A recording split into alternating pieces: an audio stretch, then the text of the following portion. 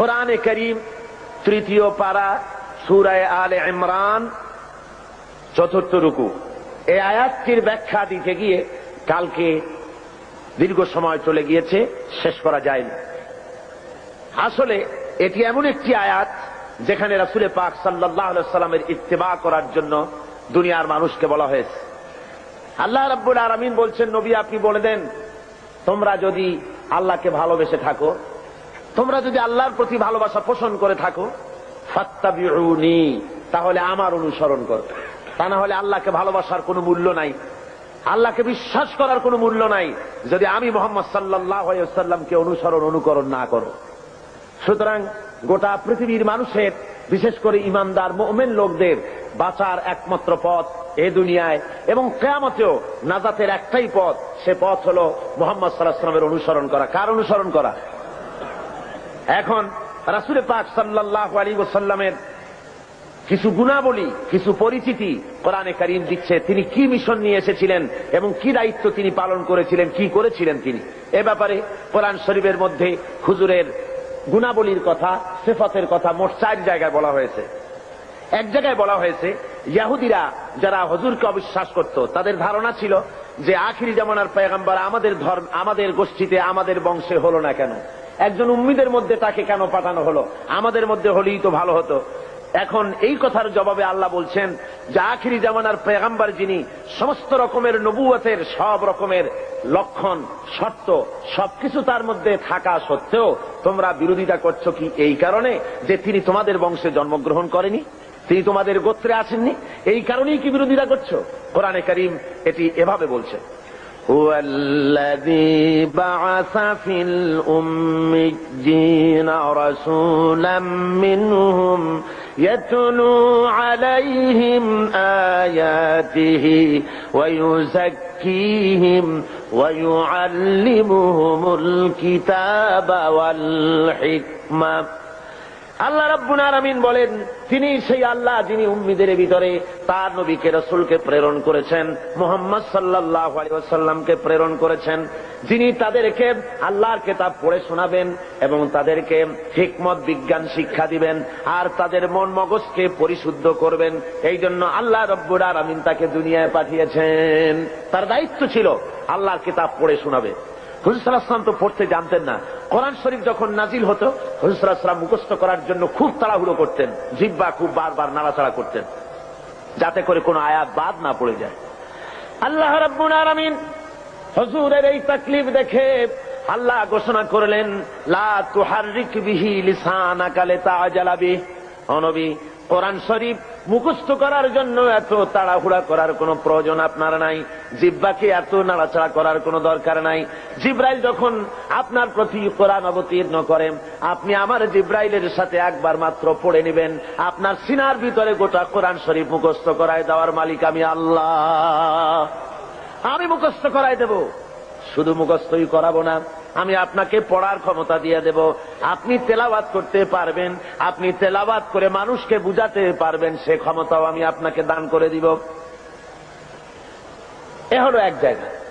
2 নম্বরে আর এক জায়গায় আল্লাহ রসুলকে বলছেন, মুনাফিক এবং দুর্বল চিত্ত লোক যারা, তাদের এই অনুভূতি দেওয়ার জন্য যে মুহাম্মদ সাল্লাল্লাহু আলাইহি ওয়াসাল্লামকে আমি তোমাদের মধ্যে পাঠিয়ে দিয়ে তোমাদের প্রতি আমি বিরাট এহসান করেছি, আমি তোমাদের জন্য বিরাট এহসান করেছি যে নবী তোমাদের মধ্যে আমি পাঠিয়েছি।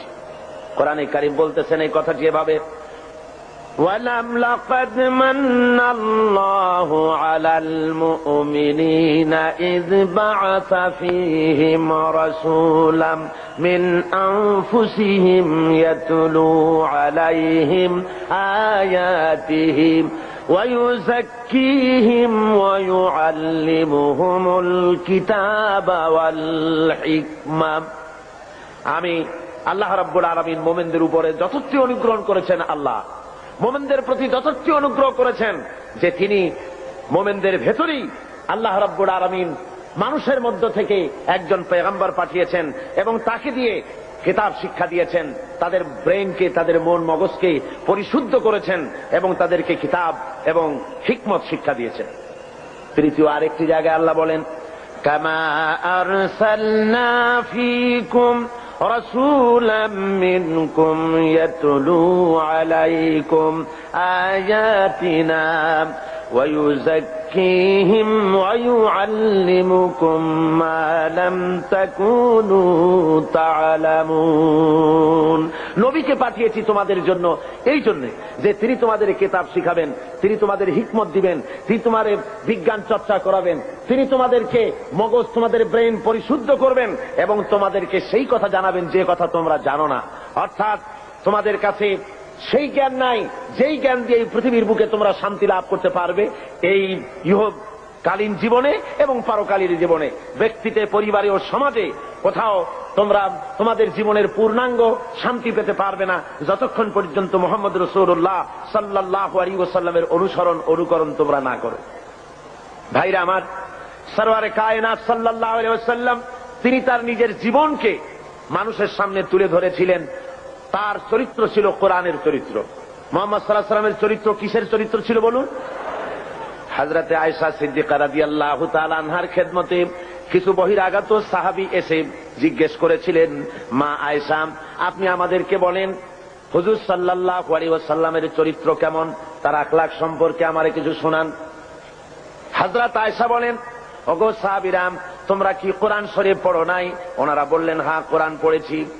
হযরত আয়েশা বলেন, মুসলমানেরা, তোমরা যদি কোরআন শরীফ পড়ে থাকো, কোরআন যদি তোমরা পড়তে জেনে থাকো, তাহলে রাসূলের চরিত্র জানার জন্য আমার কাছে কেন এলে? যেটা কোরআন শরীফ তার বাস্তব নমুনা যদি দেখতে চাও, তাহলে আল্লাহর নবী মুহাম্মদ রাসূলুল্লাহর দিকে তাকায়া দেখো। জোরে বলেন সুবহানাল্লাহ। তার মানে হলো যেটা কোরআন শরীফ সেইটাই মুহাম্মদ সাল্লাল্লাহু আলাইহি ওয়াসাল্লাম। কোরআন শরীফ নড়তে পারে না, কোরআন শরীফ হাঁটতে পারে না, কোরআন শরীফ কথা বলতে পারে না, কোরআন শরীফ কাগজের মধ্যে লিপিবদ্ধ একটি কিতাব। কেউ যদি আসল কোরআন দেখতে চায়, কেউ যদি চলমান কোরআন দেখতে চায়, তাহলে সে যেন মুহাম্মদ সাল্লাল্লাহু আলাইহি ওয়াসাল্লামকে দেখে নেয়। আল্লাহর নবীর 23 বছরের জিন্দেগি হলো কোরআনের জিন্দেগি। জোরে বলেন সুবহানাল্লাহ। 30 পারা কোরআন আর নবীর 23 বছরের নবুয়তের জীবন। হুজুর সাল্লাল্লাহু আলাইহি ওয়াসাল্লাম, আল্লাহ রাব্বুল আলামিন তার প্রসঙ্গ উল্লেখ করতে গিয়ে আল্লাহ বলেছেন যে তিনি শুধুমাত্র একজন নবী ছিলেন না, সাথে সাথে নবুয়তের দায়িত্ব তিনি পালন করেছেন এবং তিনি হারাম এবং হালালের বিধান শুধু কোরআন শরীফেই করা হয়নি, মুহাম্মদ সাল্লাল্লাহু আলাইহি ওয়াসাল্লামকেও পাওয়ার দেওয়া হয়েছে হালাল এবং হারামের বিধান তিনিও নির্ধারণ করার ক্ষমতা আল্লাহ তাকেও দিয়েছেন।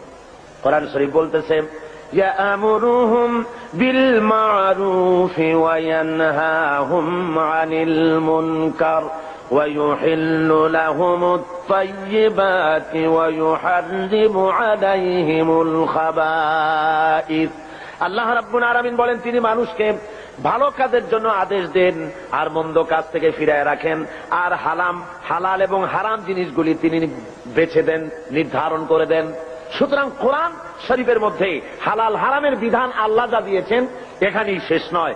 মুহাম্মদ সাল্লাল্লাহু আলাইহি ওয়াসাল্লামকেও আল্লাহ রাব্বুল আলামিন লেজিসলেটিভ পাওয়ার তাকেও দান করেছেন, অর্থাৎ আইন তৈরি করার তিনি শারে ছিলেন, শরীয়ত প্রণয়নকারীও ছিলেন। জোরে বলেন সুবহানাল্লাহ। বিরাট ক্ষমতা আল্লাহ তাকে দান করে দিয়েছিলেন। মুহাম্মদ আল্লাহর কথা মানা যেমন ফরজ, মুহাম্মদ সাল্লাল্লাহু আলাইহি ওয়াসাল্লামের কথা মানা সুন্নত না নফল? বলেন তো কি? আপনারা তাহলে নিশ্চয়ই বুঝতে পেরেছেন। মুহাম্মদ সাল্লাল্লাহু আলাইহি ওয়াসাল্লামের কথা মানা শুধু নফল নয়, সুন্নত শুধু নয়, বরং আরো বেশি।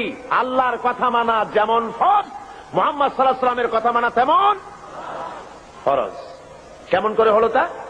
হয়েছে এইভাবে, আল্লাহ রাব্বুল আলামিন তিনি ঘোষণা করেছেন, ওয়ামা আতাকুমুর রাসূলু ফাখুযুহু ওয়ামা নাহাকুম আনহু ফান্তাহু। তোমাদের রাসূল তোমাদের জন্য যা আনয়ন করেছেন, তিনি যা তোমাদেরকে দিয়েছেন তা তোমরা গ্রহণ করো, আর যা নিষেধ করেছেন তার থেকে তোমরা ফিরে থাকো। তার অর্থ হলো মুহাম্মদ সাল্লাল্লাহু আলাইহি ওয়াসাল্লাম যা আদেশ করেছেন তা মানা ফরজ, আল্লাহর হুকুম অনুযায়ী। কার হুকুম অনুযায়ী ফরজ? আর হুজুর যা নিষেধ করেছেন তার থেকে ফিরে থাকা, আল্লাহর হুকুম অনুযায়ী তার থেকে ফিরে থাকা কি? ফরজ। রাসূল যেটা নিষেধ করেছেন তা করা হারাম, যা আদেশ করেছেন তা পালন করা ফরজ। কথা বুঝে আসছে ভাইরা আমার? আল্লাহ তার রাসূলকে এভাবে করে ক্ষমতা দিয়ে দিলেন তাকে বিচারক হিসাবে আল্লাহ বানাইছেন দুনিয়ার ভিতরে সোশ্যাল জাস্টিস, সামাজিক সুবিচার প্রতিষ্ঠার জন্য আল্লাহ তার দায়িত্ব দিলেন। আল্লাহ বলছেন, ইন্না আনজালনা ইলাইকাল কিতাবা বিল হাক্কি লিতাহকুমা বাইনান নাসি বিমা আরাকাল্লাহ। হে নবী, আমি সত্য সহকারে আপনাকে পাঠিয়েছি। আপনি আপনার উপরে যে কিতাব অবতীর্ণ করেছি সেই কিতাব দিয়ে আপনি মানুষের উপরে বিচার ফয়সালা করবেন, আর মানুষের সামনে আপনি আমার কোরআন দিয়ে বিচার ফয়সালা করবেন, যেটা আমি আপনার প্রতি অবতীর্ণ করেছি। আল্লাহর আইন দিয়ে মানুষের উপরে শান্তি প্রতিষ্ঠা কিভাবে হতে পারবে সেটা আপনি আমার কোরআন দিয়ে মানুষের সামনে সেট করবেন। সুতরাং মুহাম্মদ সাল্লাল্লাহু আলাইহি ওয়াসাল্লাম যে ফয়সালা দিয়েছেন, যে আইন দিয়েছেন মানুষের চলার ব্যাপারে, অর্থনীতি, সমাজনীতি, রাজনীতি, এমন কোন ব্যাপার নাই যে ব্যাপারে হুজুর কথা বলেননি। হুজুরের ফয়সালা যদি কেউ না মানে, মুসলমান